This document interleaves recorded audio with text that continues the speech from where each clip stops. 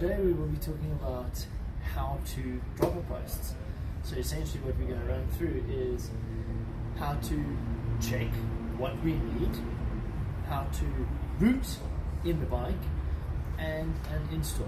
So we're basically going to run through everything that we need to understand how to choose the right thing for the right bike with the rightest height, and then how to fit it correctly to the bike. Let's jump in. We're going to be taking a couple of measurements from the bike to make sure that everything is right.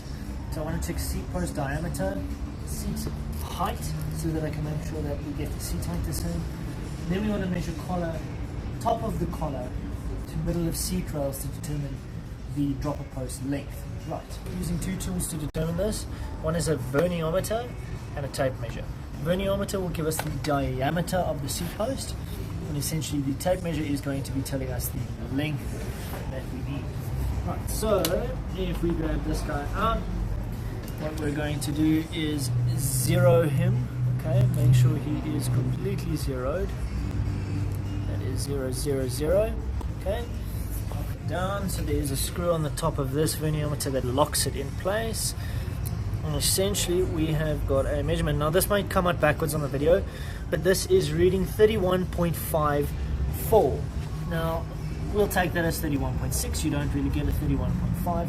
You get a 30.9 and a 31.6. Now older standards might be a little bit smaller. You get a 27.2 and all sorts, but this is sort of a new standard for these days. So we're going to be looking for a 31.6.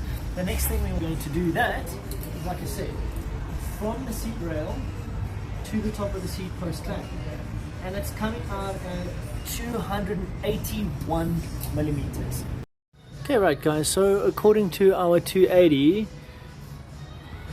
a 125 could work, but this might leave the guy feeling a little bit short, as in not enough drop. So 205 to 350, 335, I think that's going to work beautifully. So we're going to look at a 150. So let's cut. Now from the chart that we saw earlier, that will put us either on a 125 or a 150.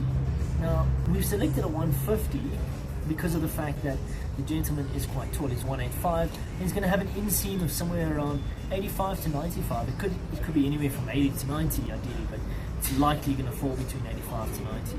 Okay, seat height.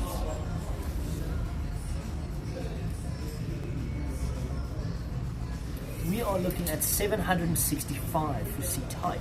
Now that's going to help us determine whether the seat post is enough in the frame to keep the frame safe. There is a minimum insertion point on all seat posts, and that is for frame safety. So guys, when it comes to cable routing on a dual suspension or a hardtail, it's pretty much going to be the same thing. Now essentially you want to figure out, is it internally routed? Okay, now there you can see a plug hole where we can pull out a plug and essentially route another cable into this frame.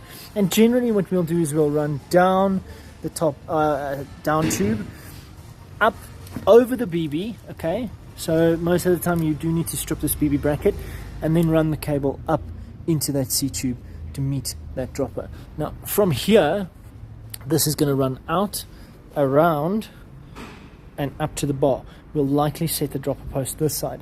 Some guys might prefer it this side, and some frames will have the option to run it both sides. Now that's quite nice because you can run from here down into this side, down the down tube, like I said, up over the BB, and then back up to that dropper post. Okay, make sure the bike is routed correctly. Okay, so this is imagining that the cable is now coming up through the seat tube and is ready for us to install the dropper post. Okay, now if you look at the fitting and everything on the bottom here, essentially a little cable head comes through the top here and sits in this socket in this way, and then the cable runs through the bottom and is fitted into here. And essentially when the cable is pulled, it actuates this downwards, and then the dropper post is movable. Okay, and when it returns to like this, it's locked in place. There is nothing you can do to move this when that actuator is up like that. Okay, so only once pulled down will the dropper post engage and do what it needs to. So here's the minimum insertion mark that I was speaking about earlier. And essentially we are looking to get that 765 back in the bike. So we're looking for 76.5. What I thought ideally be it. Now, with a 150 drop, you can see we're getting a good amount of drop out of the post. The problem with the 125 is there would have been too little drop. So in essence, this is what I'm referring to, is how much ability we have to drop away that seat from the bike, or from the rider, sorry. So it makes a huge difference to have enough drop. Now, what you'll also see is that there is enough seat post in the bike, okay? Because if I pull this out, it does meet the minimum insertion mark. So we're coming far into that minimum insertion, and that's giving the rider more opportunity to drop as well. Okay, awesome.